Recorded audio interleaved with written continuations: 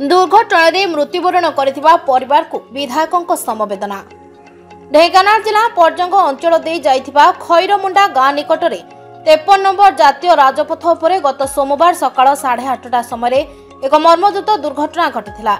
एही समय मुंडेइलो पंचायत नाउपाड़ ग्रामर सुमंत परिड़ा बयस 50 वर्ष, पिनो साहू बयस 16 वर्ष और सागर प्रधान बयस 23 वर्ष गोटे बाइक रे बसी निकटस्थ पड़ोशी गाँव को रड भांगिबा को राजपथ उपरे जाउथबा बेले एमानंको भोलानाथ नामक यात्रीवाही बस धक्का देथिला, जहा फल घटनास्थल में सागर प्रधान मृत्युवरण करथिबा बेले अन्य दुई जन चिकित्सा अवस्था मृत्युवरण करथिले, जहा फल उत्त्यक्त लोक माने राजपथ अवरोध दीर्घ समय पर्यंत करथिले।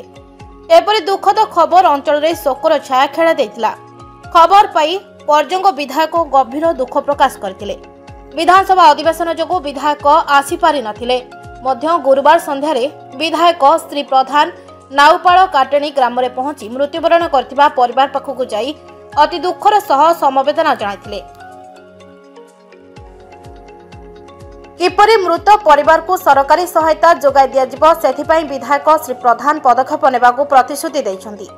उक्त गाँव को विधायकों गस्त होइतिबा जानिबाकु पाई पूर्वतन देवगढ़ सांसद तथा काटेणी ग्रामर बासिंदा नारायण साहू, पंचायत सरपंचों प्रतिनिधि दुष्मंत दास ओरफ ओला, कुआड़ पंचायत सरपंच अजित कुमार साहू, वकील संघ सभापति प्रदीप कुमार साहू, बीजेपी दलर कार्यकारिणी सदस्य दुर्गा प्रसाद साहू, कृषक आत्मा अध्यक्ष अजय साहू, बीजेपी दलर वरिष्ठ नेता तथा पर्जंग मंडल पूर्वतन सभापति दुर्गाचरण नायक, दलर युव नेता अनिल कुमार भूतिया, ब्रह्मानंद साहू समेत ग्रामर लोक माने उपस्थित थिले।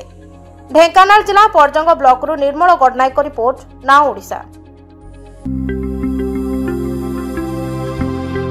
लेटेस्ट न्यूज अपडेट पाई www.nowodisha.com को लॉगिन करंतु।